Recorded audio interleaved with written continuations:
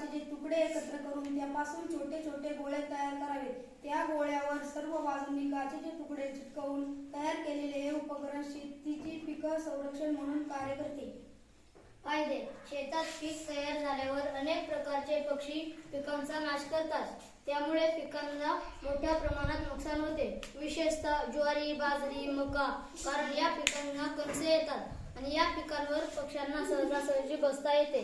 म्हणून हे टाळण्यासाठी विविध आकाराच्या काचेचे तुकडे जोडून तयार करून ते शेताच्या बांबूंना जोडून उभे करावे असता.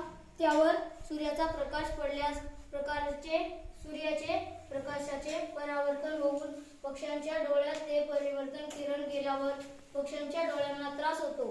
त्यामुळे पक्षी शेतात फिरकत नाहीत आणि पिकांचे नुकसान टाळता येते. नुकसान: पिकांचे नुकसान होते, शेतीचं नुकसान होते. फायदे: शेतीचे नुकसान टाळता येते. पर्यावरण पूरक उपकार आहेत. थँक्यू. थँक्यू.